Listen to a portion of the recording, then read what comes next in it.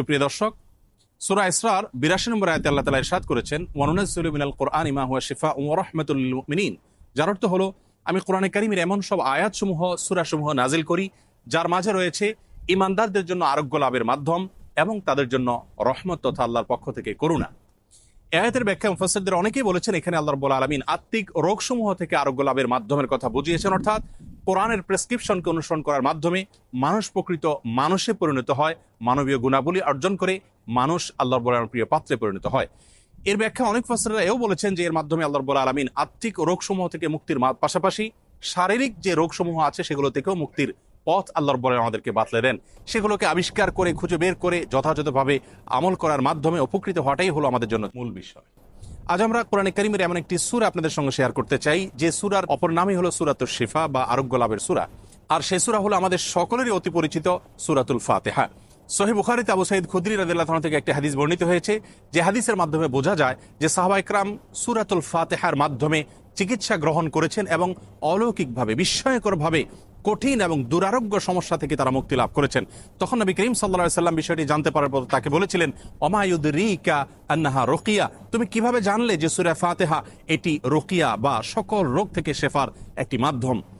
এজন্য এই সূরা সম্পর্কে উলামায়ে কেরাম বলে থাকেন যে সূরা ফাতিহার মাধ্যমে যে কোনো রোগ বালাই থেকে, যে কোনো বিপদ আপদ থেকে, যে কোনো অসুখ বিসুখ থেকে মুক্তি লাভের মাধ্যম হিসাবে আমরা এটিকে ব্যবহার করতে পারি।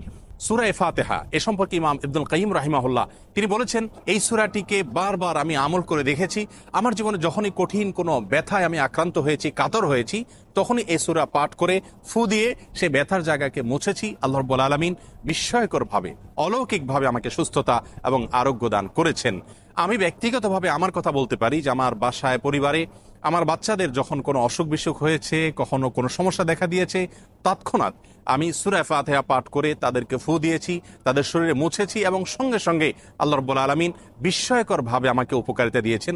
আর এরকম ঘটনা আমার জীবনে ২-৪ বার নয়, বরং অগণিতবার ঘটেছে।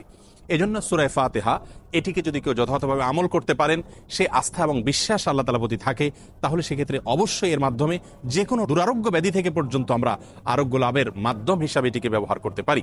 হাদিসে কুদসিতে আল্লাহ রাব্বুল আলামিন বলেছেন, আনা ইনদা যন্নি আবদি বি, বান্দা আমার প্রতি যেমন ধারণা করবে আমি তার প্রতি সেরূপ আচরণ করব। অতএব পরিপূর্ণ আস্থার সাথে, বিশ্বাসের সাথে যদি কেউ যে কোনো অসুখ বিসুখ থেকে, যে কোনো ব্যাধি থেকে মুক্তি লাভের জন্য সূরা ফাতিহাকে পাঠ করেন, সেটি পাঠ করে কোনো পানিতে, তেল ইত্যাদিতে ফু দিয়ে সেটি যদি ব্যবহার করেন, প্রয়োগ করেন, অথবা শরীরের কোনো জায়গায় অসুখ দেখা দিলে এটি পাঠ করে যদি ফু দেন সেই জায়গায় বা মোছেন, ইনশাআল্লাহ বিইذনিল্লাহ আল্লাহ তাআলা তাকে ওই রোগ থেকে মুক্তি নসিব করবেন।